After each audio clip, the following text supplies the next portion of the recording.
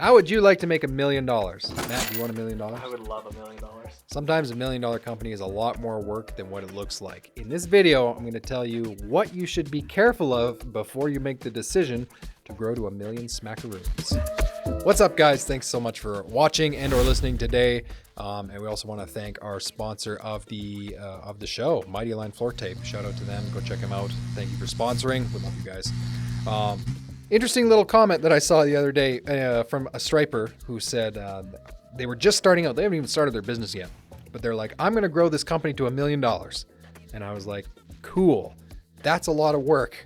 And I think, I'd like to share some of the insights that I've learned along the way of growing my company into a larger company, into the 7-figure mark. Like the amount of work and the steps that need to happen in order to make that a reality. And my goal here in this video is just, not to dissuade anyone from doing it at all. In fact, I think it's a great goal to have. You can create a lot of opportunity, not just for yourselves, but for people when you grow a company that big. But there's a lot of things that you need to think about before you get into it. So little quick backstory that I've kind of shared before. This company was never it was never my intention to grow it to a 7-figure company. But over the years, as it's grown, that's the direction we've gone. And I learned very quickly that, the things that you do when you first start out are all dependent on you as a person. So you start the business, you do the striping, you do the work, you do the sales. You basically, if you don't have a capital investment into the business where you can hire people, you do all the stuff.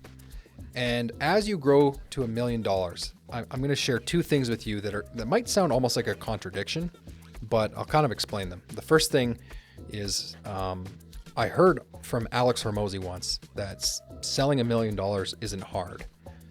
And had you told me that like 5 years ago, I would have said, you're crazy. That sounds impossibly difficult. But I now understand what he was saying, and I'll get into that in a second. Like the work that it takes to sell $1 million in a year actually isn't that hard. But at the same time, once you get to that point, from my experience, you have to do a lot of things differently pretty quickly once you get to that $1 million mark.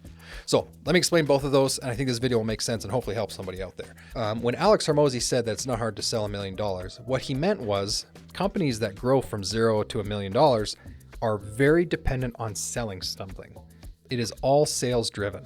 What that means is you can do not great customer service, not have a great product, and basically have a lot of gaps and holes in your company. But as long as you can sell consistently, you could make $1 million in revenue.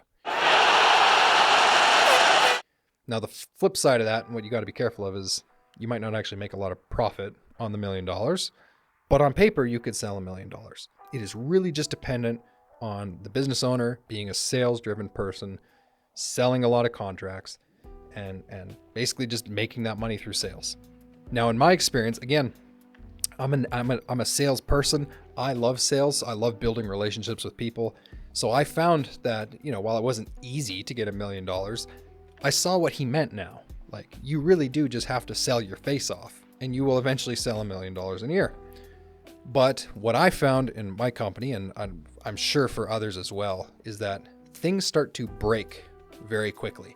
And this is where I would caution business owners who are bent on becoming, these massive companies. The job that I do now in a 7-figure company is very, very different, like very different from what I used to do when the company was just getting started. I was recently on a podcast with Kevin Gray from Top Contractor School, and I shared with him a story that, the first time that I had 2 people go out and do a striping job without me on the job, I literally cried.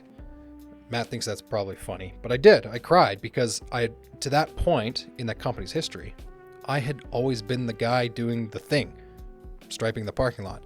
And the moment I wasn't the guy, I felt like I was doing something wrong. Like I was failing my people. I should be there out in the field with my guys. They're going to think I'm a jerk, just like sitting in the office or cashing checks while they do all the hard work. And that's a mindset issue, but there's a lot of practical things that as a business owner, you have to stop doing all of the things when the company starts to grow to 6 figures, $250,000, $500,000. You have to rely more on your people. So yes, you can easily sell $1 million if you just really put a lot of effort into selling.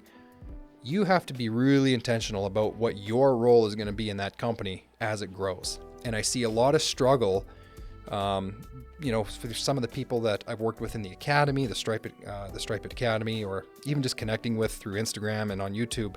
A lot of companies that will grow to 6 figures and they get this growth like tension, and they can't really bust through to the next level even though they want to, because they might not be as sales focused, but they really haven't learned to like let go of those day-to-day things that other people in the company could do.